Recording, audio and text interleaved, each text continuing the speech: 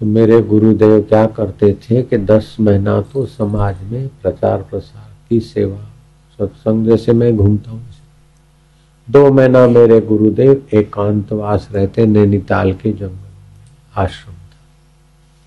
वहां भी वे महापुरुष क्या करते कि थोड़ा समय निकाल कर कुछ किताबें ले जाते, युवा धन, महान नारी आदि उस समय की, ये नाम भले अभी अपने दूसरे रखे, लेकिन इसी प्रकार की पुस्तकें, इसी प्रकार की पुस्तकों की गठरी सिर पे उठाते थे मेरे गुरुजी।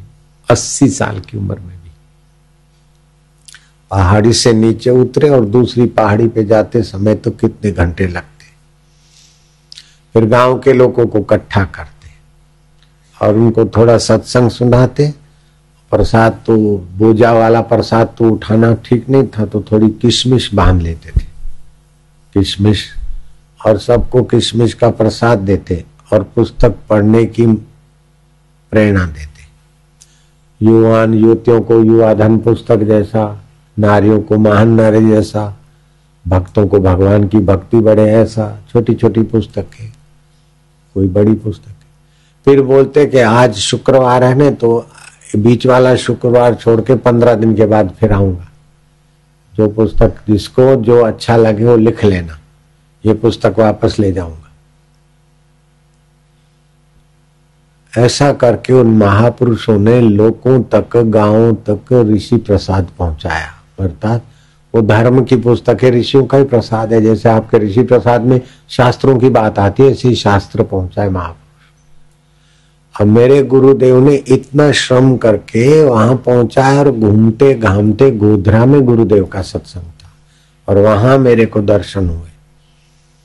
फिर मैं कई जगह पर घूमा ईश्वर प्राप्ति के लिए, लेकिन देखा कि जिन महापुरुष के दर्शन करने से वो महसूस हुआ उन्हीं के पास। तब हम नैनीताल गए। तो इतना श्रम करके जिन महापुरुषों ने शास्त्र का प्रसाद लोगों तक पहुंचाया और उन्हीं महापुरुषों की कृपा प्रसादी अब सत्संग के रूप में और ऋषि प्रसाद के रूप में, ऋषि प्रसाद के सेवकों के द्वारा घर घर अभी भी पहुंच रही है। लेकिन फर्क यह है कि वे गठरी बांधकर सिर पर ले जाते थे और अभी उनके पोते, मैं बापूजी का शिष्य तो बेटा और ये मेरे शिष्य उनके पोते, वही काम अपने ढंग से कर रहे। नारायण नारायण। कोई साइकिल पर ले जाते हैं, तो कोई स्कूटर पे ले जाते, तो कोई बस में ले जाते, कोई थैले में पैदल ले जाते, लेकिन काम वही कर रहे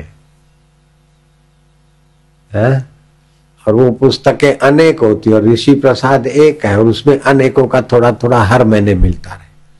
वहां तो साल में 2 महीने तक गुरुजी ऐसा करते थे, यहाँ तो साल में 12 महीना ताजा प्रसाद मिलता रहे लोगों को। तो मुझे तो लगता है कि मेरे गुरुजी के श्रम से आपका श्रम कम है, लेकिन सेवा आपकी दूर तक पहुंचती। गुरुजी तो 1-2 गांव में घूम के देते थे, तुम तो 10 गांवों तक पहुंच जाओ ऐसा। यहाँ के बच्चे, कंप्यूटर वाले, ये ऋषि प्रसाद के छपाने वाले, ये सब मिलकर, जब अकेला आदमी हो किसी को तारना चाहे तो 2-4 किलो को उठा के तारेगा, और कोई साधन ना हो ले जाए तो कुछ तारेगा। लेकिन जब स्टीमर है तो हजारों टन तर जाते। ऐसे हजारों नहीं, 17-17 लाख घरों में ऋषि प्रसाद जाता है। तो 17 लाख घरों में जाता है, तो एक घर में 4-5 बंदे बंदियां होंगे और घर वाले अकेले चुप नहीं बैठते, अरे ये बात बढ़िया है, पड़ोसी को बताएंगे।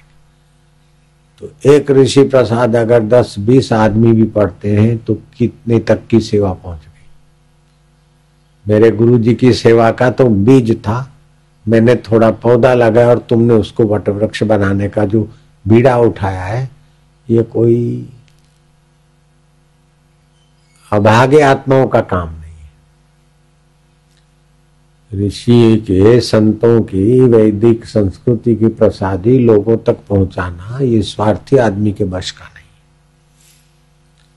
सेवा करके जो वाहवाही चाहता है वो भी अपनी सेवा का धन खर्च डालता ऋषि प्रसाद देने जाते होंगे, जिनको मेंबर बनाते होंगे, उनके तरफ से तुमको आदर भी मिलता होगा। ये आदर हमारा हो रहा है, ये गलती मत करना है। ये आदर भगवान का हो रहा है। भगवान ने हमको सत प्रेरणा दी है और भगवान ही आपका आदर है, मेरे शरीर का आदर नहीं।